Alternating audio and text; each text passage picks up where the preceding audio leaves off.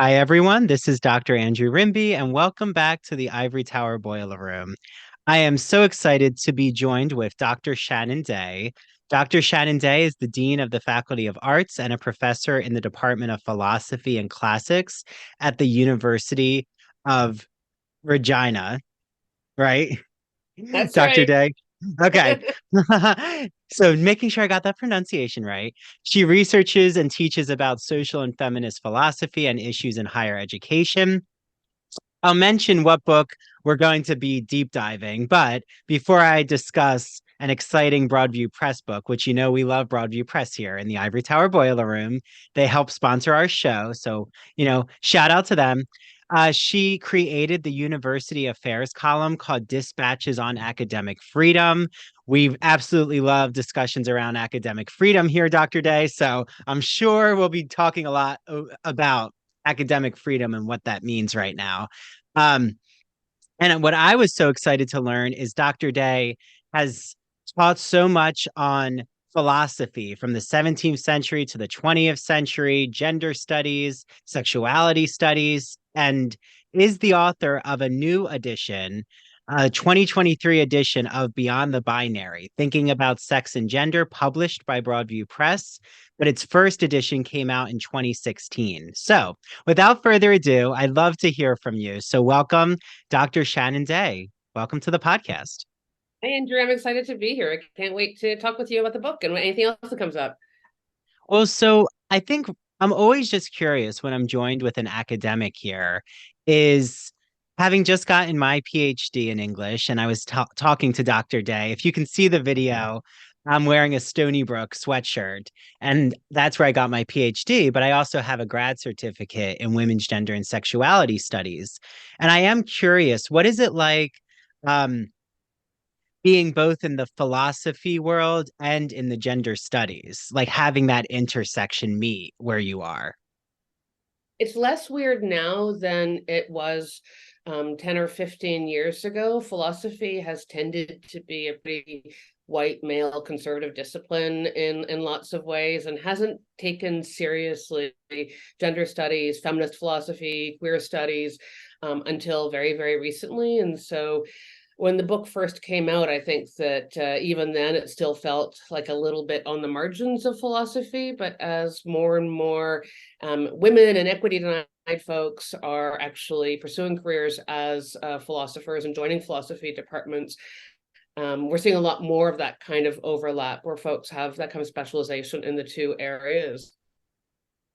And when you first went for your PhD, did you always have at the forefront of your mind, I really want to study gender and philosophy? Was that something you were really cognizant about, or did the gender studies come in? Which came first, the chicken or the egg, the gender studies or the philosophy studies? Oh, definitely philosophy came first.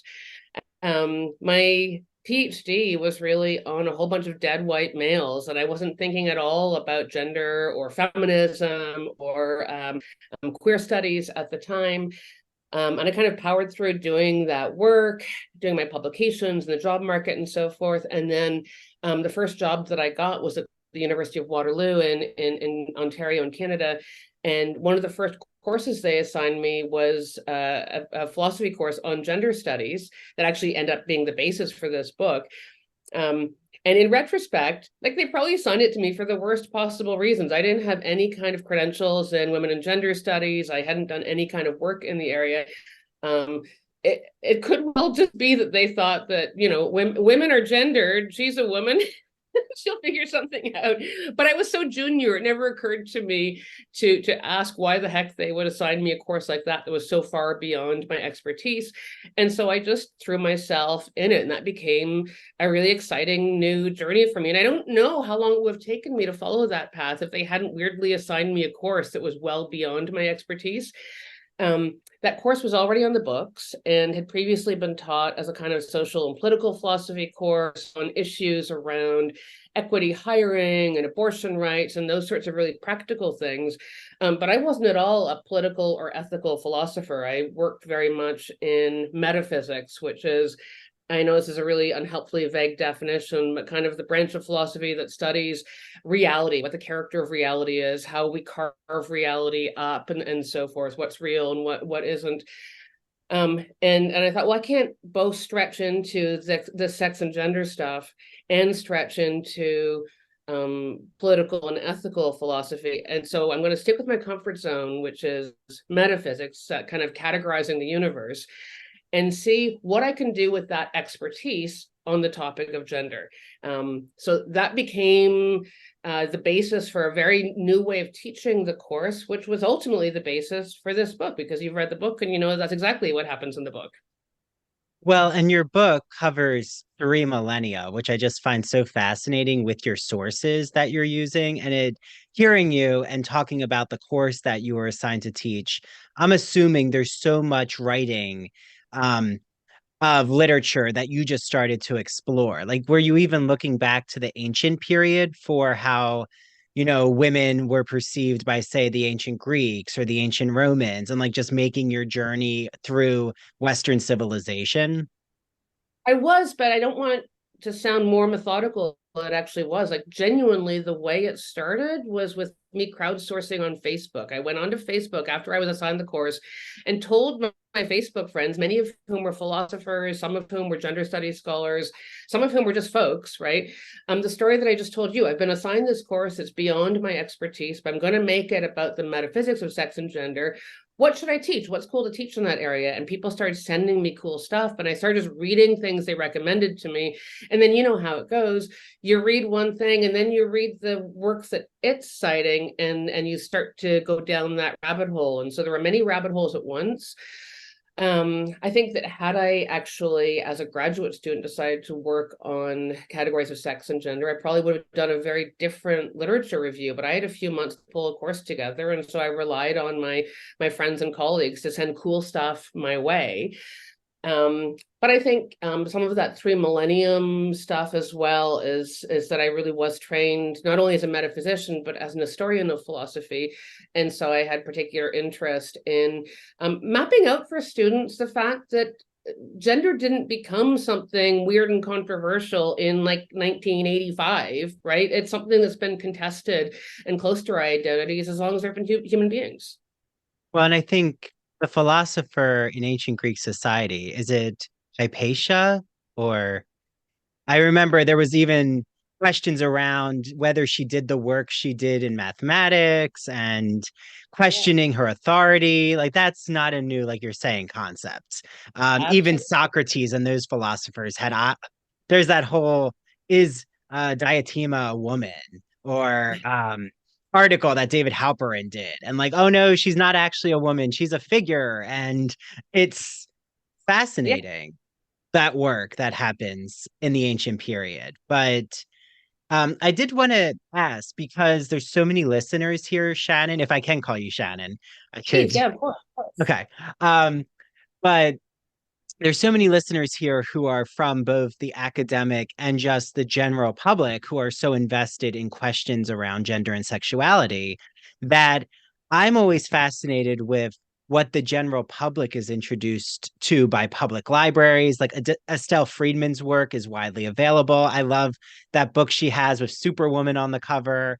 I think it's a history of feminism, but you probably know what I'm talking about.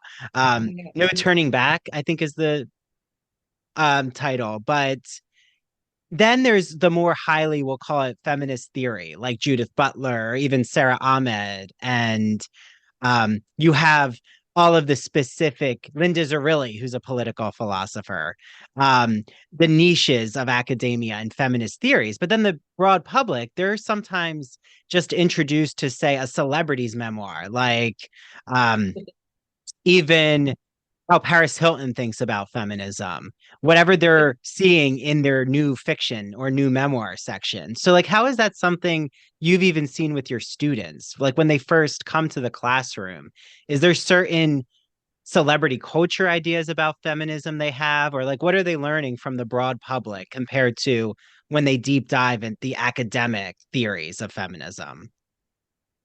Well, I want to be clear that when most of my students come to the classroom, to the gender studies classroom, right? It depends on what course you're teaching. But when I teach a class on gender studies, gender issues, there's a real selection effect. That's the term for when you get a non-representative sample group because there's something about the situation that's drawn certain kinds of people. In this case, I obviously end up with lots of students who are interested for various reasons in gender and sex and sexual orientation, very often from their own lived experience.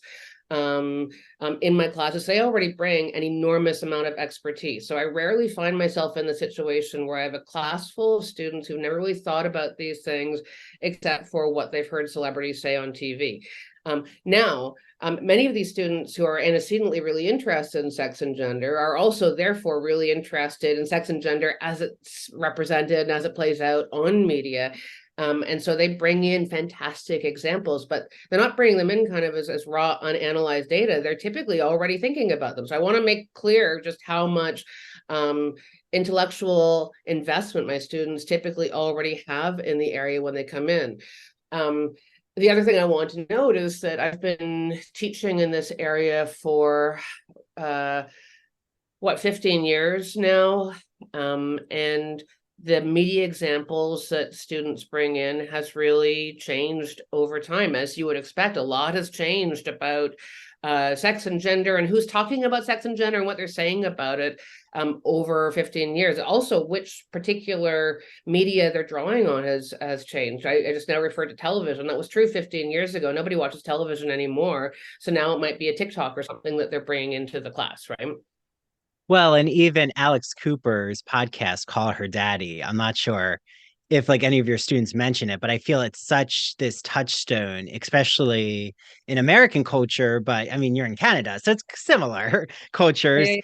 and we're adjacent with each other. And what she does when she sits down with whether it be a supermodel or a singer, like she's had so many, sit down and talk about their lives and more female empowerment conversations. And I feel like right now we're in the girl boss era, like the female empowerment. Even when Sheryl Sandberg had published that nonfiction book, what was it, like 6 years ago, 8 years ago, that it really was all about the corporate, how women can enter the corporate space. Do you feel that right now, feminism, some are saying we're in the fourth wave of feminism, but I still have a hard time understanding what that actually means. Like, I feel it's not the same construction of like how the feminist waves, Yeah, yeah, some yeah. even critique that the waves actually even exist in that way. Like, it depends on what identity. Like, if you're talking about white women, you can follow a trajectory. But if we're outside of white women's bodies, then there's always been struggles outside of that, upper middle class white female experience. Totally. And I was going to say, the closer you get to thinking through the waves, the more skeptical you become of the wave analogy at all, and the more aware you become of the kind of black hole of white feminism, right? That sucks everything in and effaces the kind of difference that I hope in this wave or not wave, whatever it is, I hope we're doing a better job of centering on. But I think that the other thing about our current time is that we're more than ever polarized by geography, and that's true in both the US and Canada, where we typically in urban centers, we have folks who are doing a much better job of centering on the perspectives and lived experiences of equity denied folks, whether that's equity denied in virtue of racialization, indigenization, queerness, etc. And in the rural areas, we're seeing, I think, more resistance than we've seen for 20 years or more to differences in embodiment and to the authority of the folks who are speaking from those differences of embodiment. We're seeing some really difficult polarization right now. And a lot of these works, even I'm not sure if you read The Trouble with White Women, but I thought that was a fascinating book. Okay. Um, Yeah, but got it. there's like so much, well, you know, how much is published in popular presses and academic presses. So you're like trying to keep up. And that's something about why I love these interviews because I'm always like on my deep dive. But I say to everyone out there, just go to your public library and like look at the feminist, the gender studies section and queer studies. And it is interesting to see what's being disseminated at the library, at a Barnes and Noble. I'm not sure if you have Barnes and Noble in Canada. I think you do, I don't but know if we do either, but we know what they are. okay, you know what it is. Okay. But I love what you're saying, Shannon, which is like this work, even we're seeing it in current films or new novels. There's on Hulu, the show The Other Black Girl is about to premiere. And I think that's a really fascinating account of even how a white female empowered presence can seem unsettling to a woman of color. Like that now TV and film is starting to look at you know, what are they talking about when they're talking about consciousness raising with women? Like, are they including all women? But this is not, like you've said, a new concept. This is something uh Sojourner Truth even was questioning, or any of the women of color at Seneca Falls. Harriet Jacobs um was questioning white women's tears in her narrative about slavery. So do you think that right now, like you're saying, there is this geographic divide? Do you think that it is really a metropolitan attitude? Like some metropolitan areas, just they're quickly, um, the speed is just taking off of understanding intersectionality. And it's almost, I don't want to say blasé, but it's part of the fabric. Like you walk in, I'm in New York City or Philly. I was just in Philly and there was an LGBTQ cabaret and the doors were open and there were drag performances and it was just embraced. It's like, oh yeah, that's part of this climate. But then you're in another area that would be used as right-wing propaganda. It's Yeah, boggling the mind. there's good evidence from social psychology that when people live close together, they embrace difference. And when they live spread out, they fear difference. And I think that that is both a cause and an effect. When you're around people who are different from you, you learn that they're people, and you see them as human rather than giving in to the mechanisms of dehumanization that can lead you to see them as other, right? But also the folks who want to live around difference often seek out those metropolitan areas. So there's that selection effect again, right? And it creates a kind of feedback loop. And so yeah, I do think that my experience within, even, I mean, the city I'm in is so tiny by comparison with New York or Philly. We've got like 150,000 people. It's a little prairie city. But even in a little city like this, I think that there's a real embrace of diversity and different perspectives. And I will say that 3 weeks ago there was we're a capital city. There was a protest at our legislature because our very conservative government is, like many other conservative governments, making a move on trans kids right now legislatively. And tons of people showed up with trans flags and non-binary flags. And it wasn't just trans folks who showed up. It wasn't just to us LGBTQ folks who showed up. It was the whole city and people who came in from other cities as well, who showed up to stand in solidarity and to form a really diverse solidarity response, right? And I think much as that was forced on us by a really terrible legislative situation, I don't think we would have seen it 20 years ago, right? So I think that we are um, in the cities becoming more cosmopolitan, as you say. Even my parents showed me their Republican state Senate campaign in a suburban community here in New Jersey, right outside of Philly. It's a large town. It's 58,000 people in their town. So, it is like a small little city. New Jersey, the Northeast, were very dense in terms of suburbs. But it was even interesting how the Republicans here are running on. Um, they're like, this Democrat is nuts because he wants sex ed taught to first and second graders. It was just all of these talking points that is fear mongering and not based in reality. And Right. like again, trying to say there's biological boys. It literally says this on like, I mean, I think it's offensive, but it says it on the campaign bullet points, but biological boys are going to be on your children's sports teams. And I'm thinking, first of all, if you're talking about trans girls, that's so offensive to, Yeah. try to misgender them, but also why are transgender children being used as these scapegoats to scare? It is because they don't think, do you think, Shannon, it's just as basic as they're not, they're betting on you not knowing a transgender child or a transgender person, so then you can dehumanize them. Well, it's two things. I think you're right. That's betting on you not knowing a transgender person, so it's easy to dehumanize them.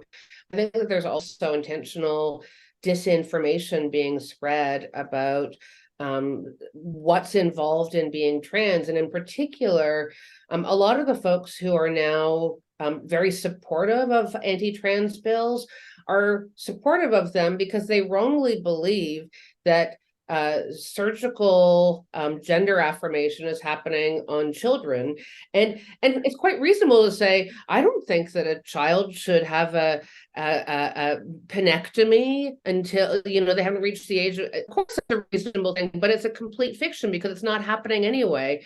I liken it to some of the propaganda against abortion rights that really focuses on third trimester abortions. And most people, whether they think of themselves as pro-choice or not, feel some moral recoil at third trimester abortions because the fetus is so fully developed at that point and is experiencing sensation at that point. And it seems really callous if you think that those are capricious abortions that are happening. Now we know that they are vanishingly rare. They hardly ever happen. And when they happen, it's always because of a medical emergency. It's never because of somebody wanting to wear a bikini on vacation, as is sometimes part of the disinformation, right? And so I see a similar kind of pattern happening now with the disinformation that's being spread about trans people and trans rights. They're trying to get the public to freak out about a scary thing that would be awful if it were happening, but it's just not happening.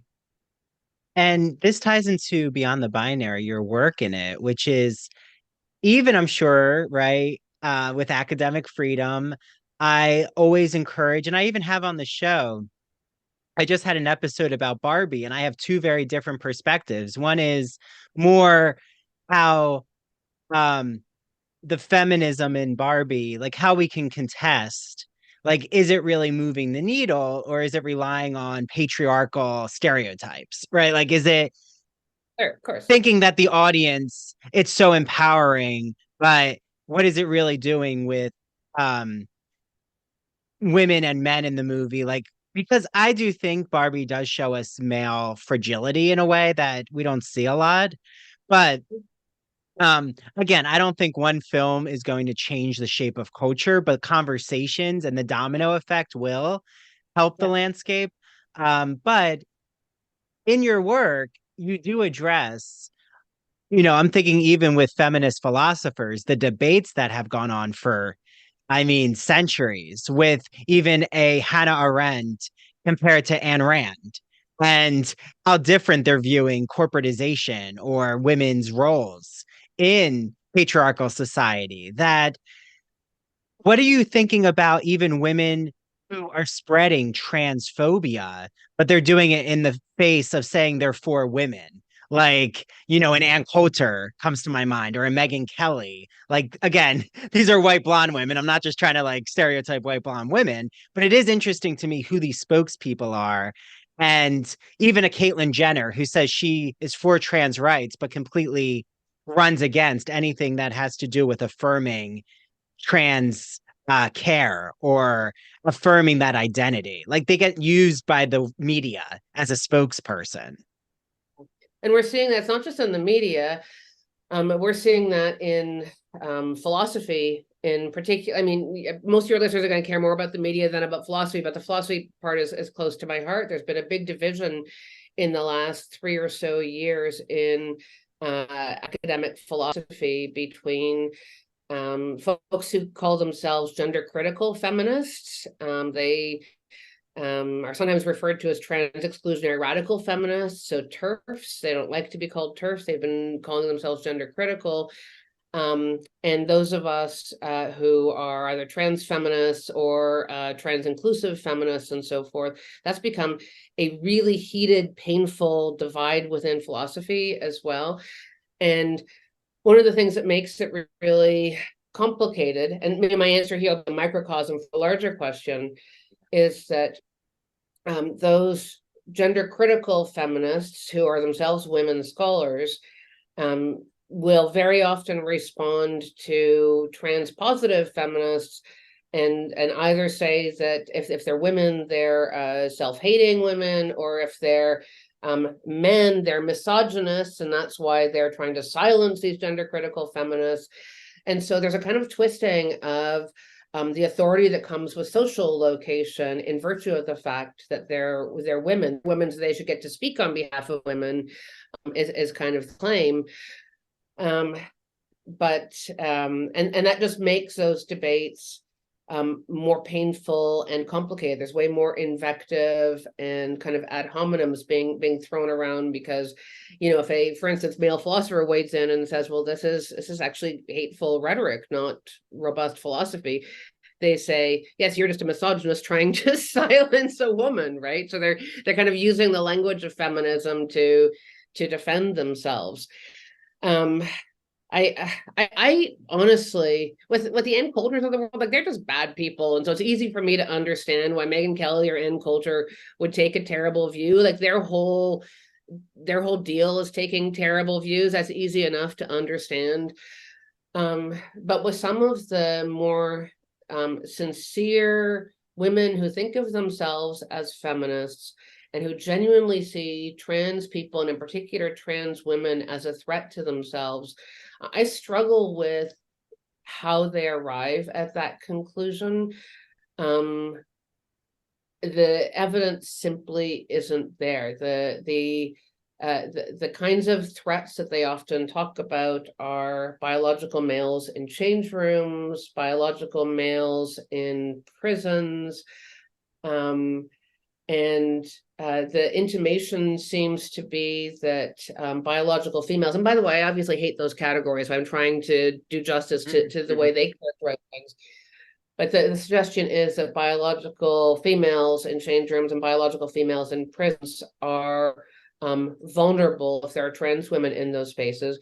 But there's absolutely no empirical support for that view, right? And I don't know how folks arrive at embracing that view in full sincerity when there's just no evidence. And in fact, the evidence is to the contrary, that trans women, nobody is more endangered in a bathroom or a change room or a prison than a trans woman is, right? The rates of violence against trans women in those spaces remains terrible. And so there's a kind of double irony of the folks who are statistically the most often the victims being cast as the threats and the aggressors. I don't know how we get there. I know how Ann Coulter gets there. She's terrible. Well, How did and my that's down the hall exactly get there? I don't know. well, and it's exactly what happens in the witch trials of J.K. Rowling, because I listened to the whole podcast, because I am one where, Shannon, I do believe, again, not everyone has to do this, but I always want to hear the side where I really don't think I'll agree, but I just want to hear out, okay, how are you approaching this perspective and vantage point? And it does interest me with J.K. Rowling because every time she comes on this podcast to be interviewed, she never is saying, I want to talk to a transgender person. And I'm like, that's very telling to me. Why was she not in the space of the transgender community? Why? I'm sure the interviewer, it's not on the interviewers. It's not they're onerous because I'm sure J.K. Rowling had a list of demands to be on the show. But if I was the interviewer, I would have said, I really want J.K. Rowling you to be with a transgender advocate like an Alexandra Billings or a Laverne Cox. Like I want you to be with someone who can actually talk to you and we can have a back and forth. But it's interesting to me how siloed J.K. Rowling is. And she says, I'm so scared of my life. Like the transgender community, I respect them, but I don't respect those who are going into locker rooms who aren't women. And I'm like, wait, but you're still talking and you're still scapegoating the transgender community, but it was not connecting, Shannon. It's a very you feel like you're on the in the upside down. And that's my concern is how a person like J.K. Rowling has so much credibility to the public and they hear what she says and they're like, oh, yeah, she's right. This is happening in locker rooms. And I'm thinking, where is this happening? I don't see the statistics. I don't see the news stories. It's just, it feels very just propaganda like Yeah. to promote a certain, like you said, trans exclusionary cause, or even in philosophy, I'm thinking of Christina Hoff Sommers, which I don't have an issue with, but I know that I've heard her on podcasts and it's interesting because she frames things in a very similar way to J.K. Rowling, Yeah. you know. Yeah. J.K. Rowling's a really nice example, though, because I think about her as, I mean, we can kind of see her progression um, in a way that separates her from the end cultures of the world, right? She's not just a bad faith actor. Um, I think, you know, she's a writer, she's got a public presence, she's on Twitter. Um, she's about my age, so I'm about to say something ageist, but I think I can because we're about the same age. She's maybe a little bit too old to get the subtleties of how Twitter works, right? Mhm. And see some folks who seem sympathetic, saying some things that seem worrying, and clicks like or whatever, which is like just a normal human reaction. We make mistakes. We respond to partial information all the time. The best of us do it at sometimes. I think that part of the issue with her is that having gotten herself into that situation, she then became kind of embarrassed and defensive. And when we feel embarrassed and defensive, we can end up doubling down. And of course, when you're super famous and rich like J.K. Rowling and you make a misstep on social media, the social media world is pretty unforgiving. I don't actually believe in cancel culture for a whole bunch of reasons. It would probably take up too much time today, but it's true that you can get a bunch of people yelling at you on social media if you're famous and you piss them off, and that happened. And when that happens to you, you can end up pointing in the wrong direction, right? And then you just kind of double down. So, I mean, that your example actually helped me to think through a little bit how the non-end cultures of the world end up in a bad place with respect to trans issues and so forth. And that's not to justify any of that, but it's not about like evil humans or whatever. Yeah. It's just normal flawed human psychology, and social media and everything is terrible, you know. Well, and I'm going to step in it too. I mean, I think that there's a part right now, Shannon, and I'm not sure if you're seeing this with even the academic community, but I feel like in academia, there's been a lot of self-censoring, like really, really nervous to be vulnerable, like really nervous of using certain language or, saying I can't be open about certain topics. And that's why I will listen to again, I'm not like only trying to bring airtime to. There's a lot of like the Laverne Cox show I absolutely love. I think there's so many wonderful podcasts, like even um, what NPR does with some of their conversations, I think is really well done. But I also do learn a lot from those that I critique because I think it's interesting to hear their perspectives. And because then I'm not always having my views mirrored Yeah. and thinking of, well, why do I believe what I believe philosophically? And there's this show called, it's done now, I think, the podcast, but it's still up. And it's called The Femsplainers. And it was done by Danielle Crittenden, a journalist, and Christina Hoff Sommers. But there was like an interesting moment where they talk a lot about um, academic liberalism. Like, I think I've heard this so much that academics are liberal, um, but they're liberal, but they're not open to debates in the classroom, or they kind of it's a type of liberalism that seems tokenizing. And you hear these critiques a lot about academic feminism. And I was just wondering, Shannon, especially with your work beyond the binary, how has it been to really talk about these controversies in the classroom? Like, do you feel that there's a lot of support right now for that, or there's almost a backing away from certain topics because of a fear of backlash, or, a faculty member thinking they're going to put their foot in their mouth, especially if they're not from a marginalized community and they're trying to, say, be an ally in the classroom and they're really worried about how it's going to come off? Oh, so many answers. Let me say, I want to first focus a bit on students, and then I'll turn to your question about faculty members maybe self-censoring. In my own experience in the classroom,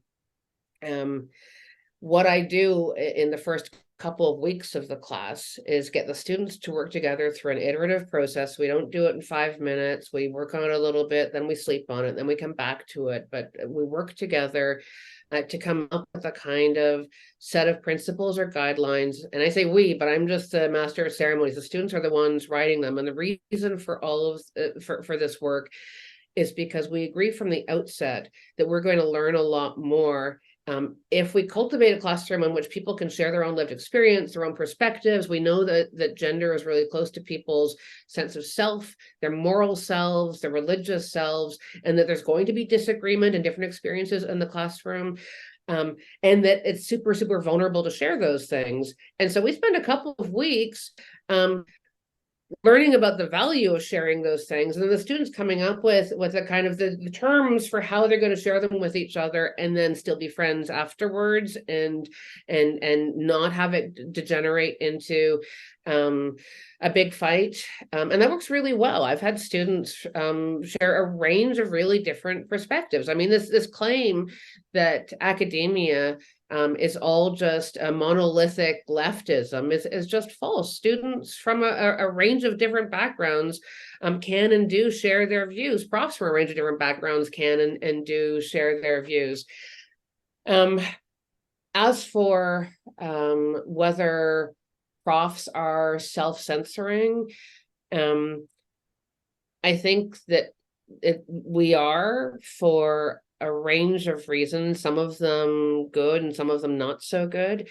I think that like cis white women like me have become hopefully much more aware of the privilege that we carry in this world and how overrepresented our voices are. And so very often when I'm teaching, there will be moments where I purposely hold back on something because my voice is already overrepresented. So that's not, I wouldn't characterize that as self-censorship. I would characterize that as judgment, right? Pedagogical judgment, and trying to ensure that one perspective isn't too dominant, right? But I'm also aware of folks who are from various kinds of social locations, right? Afraid of speaking frankly in the classroom when they talk about things like race and gender and politics and so forth, because the situation right now is so polarized. And there's always the fear of a student who'll have a recording device in a classroom and something gets quoted out of context, and suddenly Campus Watch is posting about you and you're getting hate mail, and your president is getting hate mail that's saying you should fire this person, right? The reality is we're under a kind of scrutiny that we weren't in the past. But typically it's professors on the left who are being attacked by groups like Campus Watch, and having to really be careful about what they say, and not, the conservative white dude economics prof. They're fine. They're teaching the way they always have, right? Mm-mm.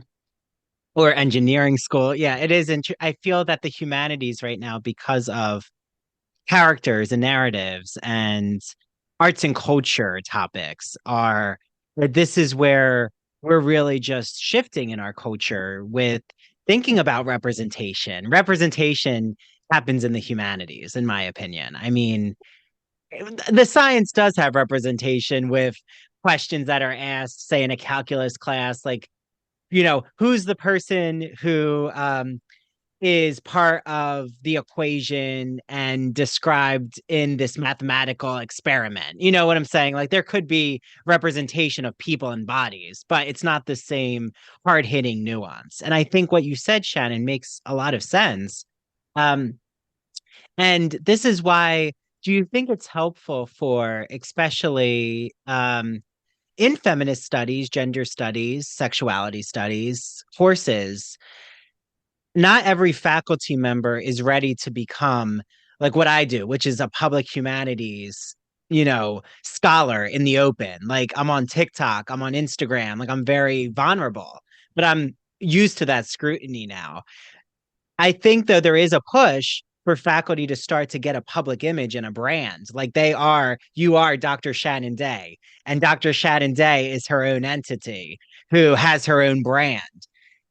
Are faculty ready for that? Like, are they even trained to really start to see themselves as a brand with their own freedom of expression? Like, whatever they say represents their own image and their own talking points.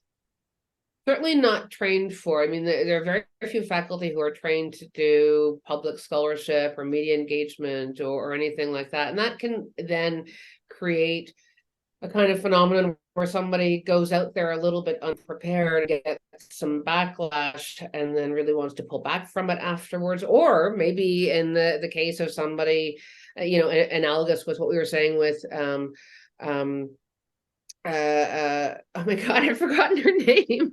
I can't believe I've forgotten her name. It's the Harry Potter woman. Oh, Rowling. J.K. Rowling, JK. J.K. Rowling. Mhm. Oh, sorry. So somebody analogous to Rowling who maybe steps out there a little bit naively and gets some backlash, and then they end up doubling down or something like that, right? So I think I mean it's fascinating what we don't train faculty for. We don't train faculty to teach.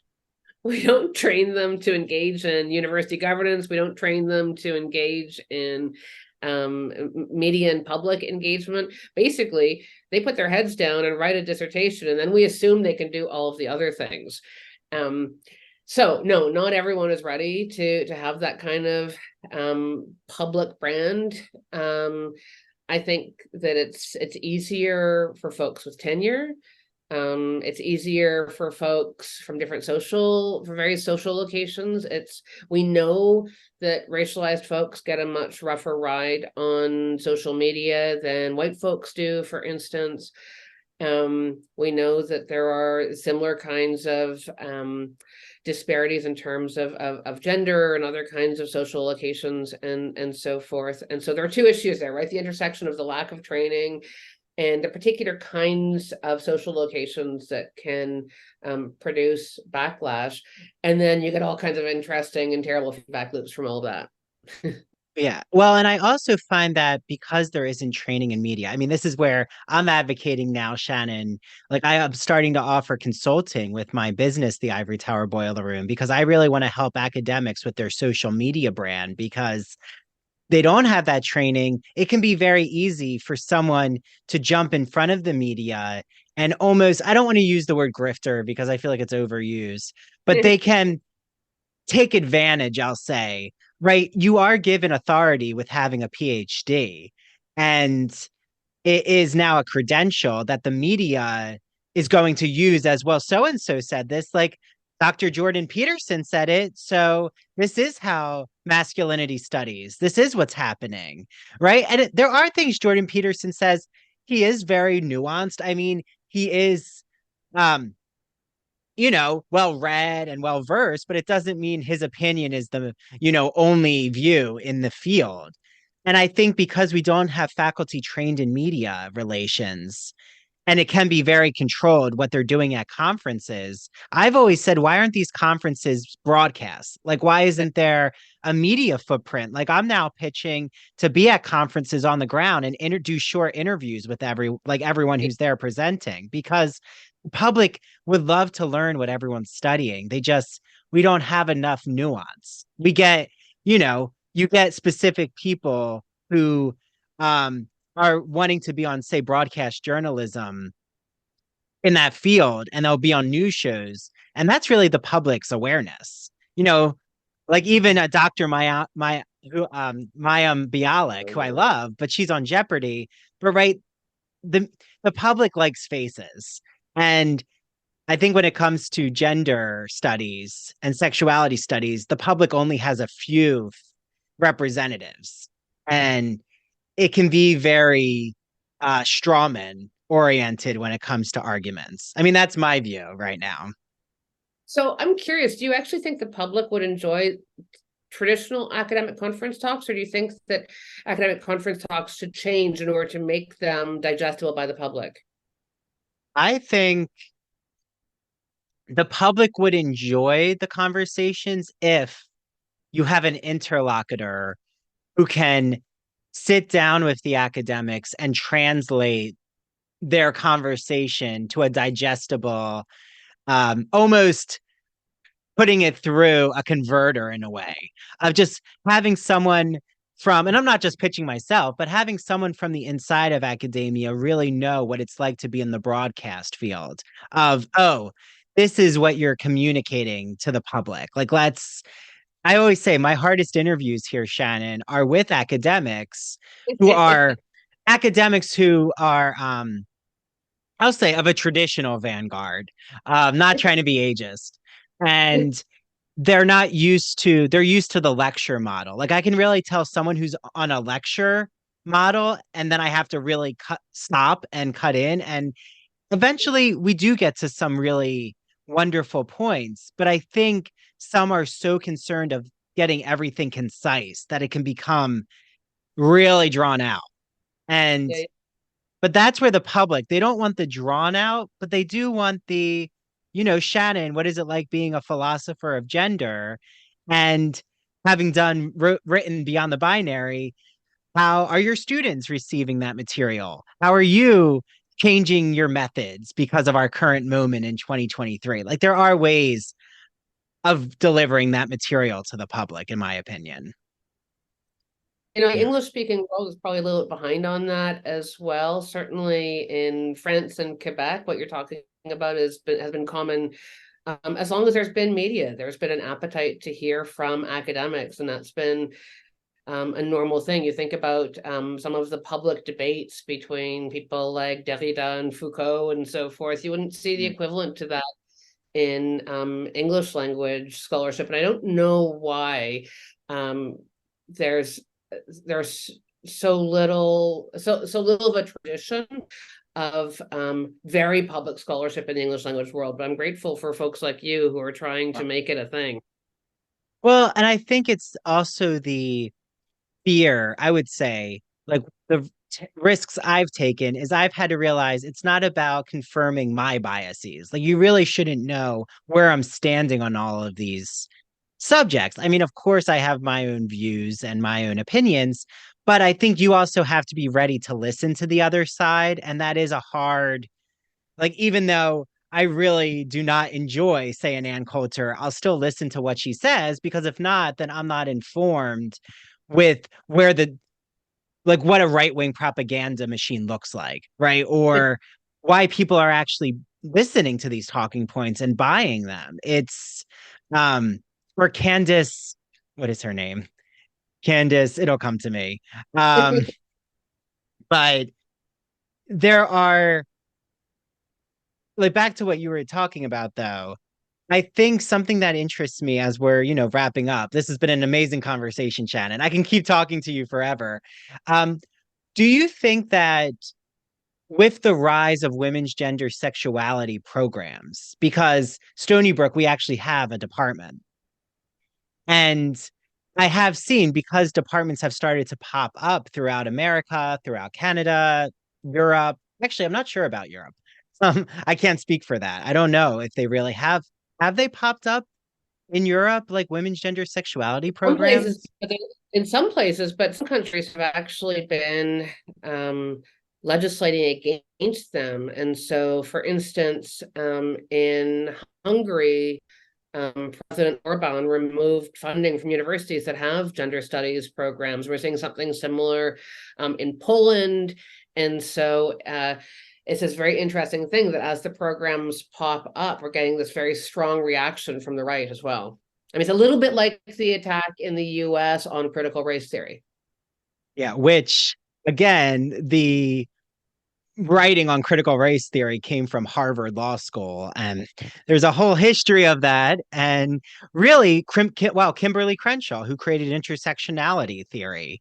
Um, and I just find it so interesting that a woman of color, Kimberly Crenshaw, who has such a nuanced way of understanding intersectionality, somehow no one wants to credit her with creating, like being part of critical race theory and studies. And instead, it's as if elementary school teachers are teaching law theory.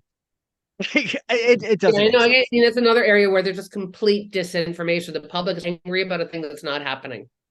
Well, and it's again where I wonder, have there been pushes by Kimberly Crenshaw's affiliation? I forget where she teaches, but have they tried to get her in front of the media in the like I would be really pushing for her to be part of these, like going even on Fox News. Like again, you're opening yourself up to like when Pete Buttigieg goes on Fox News, there's gonna be attacks verbally, but you do get your point out there. It's a double-edged sword in a way. I was thinking of Candace Owens, Oh another yeah, very tokenized, right-wing talking point person.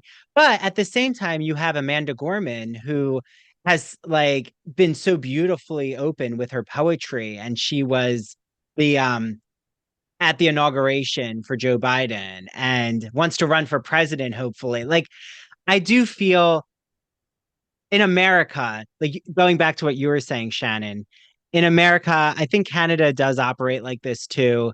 Um, that the public loves a spectacle. Like they love a publicity campaign. They really love influencers, the Kardashians, like weighing in on the politicians, like Justin Trudeau. What does he look like? Is he a daddy image? I mean, there's just all these. I do think politicians in our countries really become the face of knowledge. And that's not always helpful because they're not always in conjunction with universities. And I think that I would love to see, like you said, the BBC does an amazing job with academics. Like, I think we have these networks, but they tend to be radio shows. Like, they tend to be not as public. So I right. do think TikTok and things like that are starting to change the landscape in a good way, even when it comes to, say, feminist discussions. So I'll leave you on that, which is with your book, right? It's a new revised edition in 2023. Has there been with your students, even like you talk about what they're bringing and nuanced analyses of social media and gender and sexuality studies? Like, what are some revisions or going back to your book that you want to open up about that like you were really informed turning to this book again in 2023? Thanks for asking. The two biggest changes I made were in doing a much better job of bringing in Black, Brown, and Indigenous scholars, voices, and perspectives, and doing a much better job of discussing trans issues and bringing in trans scholars in particular.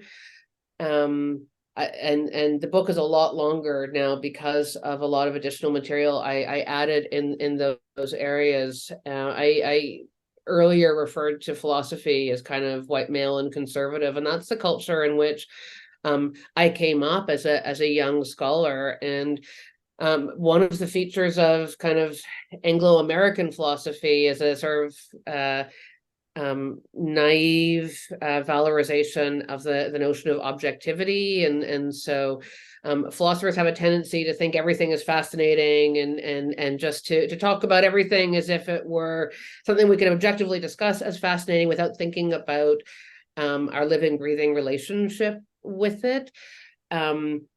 And so when I first started teaching the course and when I first wrote the book, I think it was organized much more around here's this fascinating category, here's this fascinating category. And I wasn't paying enough attention to the living, breathing people who occupy those categories and who constitute those categories and think about them themselves. They're not like exhibits in a museum, right? And I um, became really aware of the need to bring in a lot more of those voices, those lived experiences, and that scholarship deriving from lived experience. Probably 2 years after the book came out, and was really happy when Broadview offered me a chance to make those changes. They were also wonderful in assigning sensitivity readers to the book who are again scholars in the area, who are themselves in social locations where they have lived experience of transness and blackness and so Mhm. forth. And they were unbelievably generous with some suggestions about material I could include and how I can talk about different things. And so I think if I wanted anybody, if I want folks to read any new material in particular, it would be chapters 6 and 8. So chapter 6 really brings in a lot of perspectives from Black and Brown and Indigenous communities in a way better way than the previous version of the book.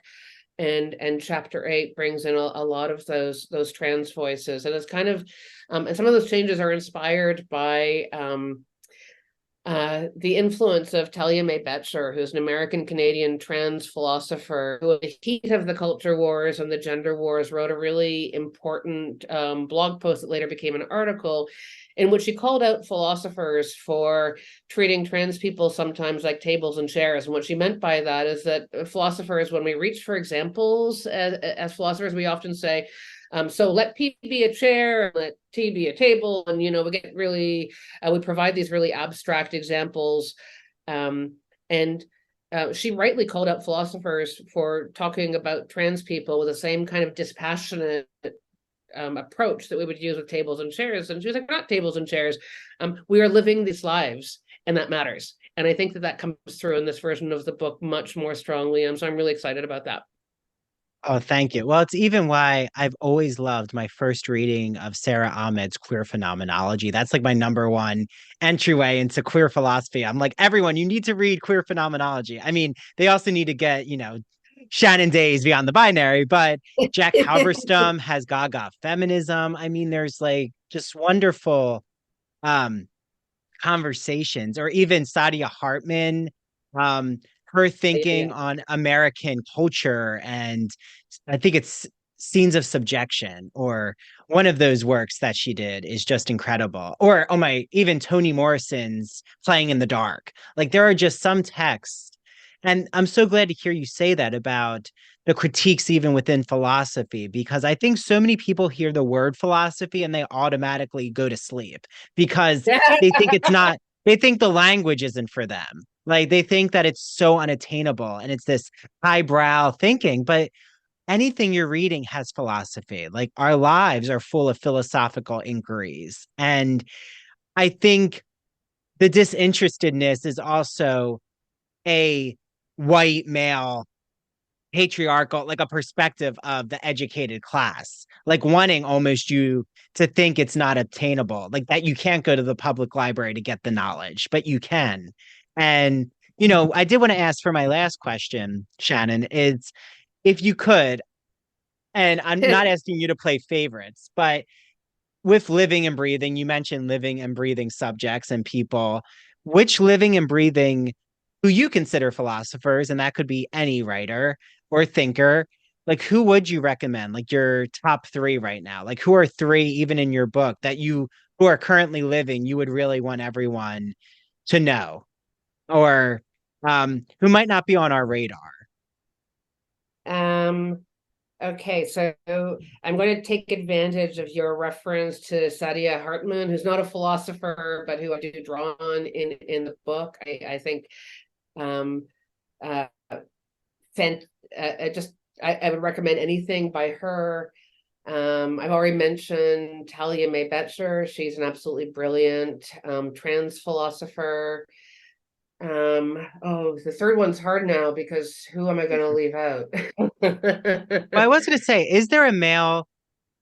Again, the men, it's not like men need to be entered in the conversation. I don't want that to be seen as my point here. But is there a male philosopher or a thinker that you would recommend who really is aligning themselves with feminist and queer inquiries? Hmm. Um,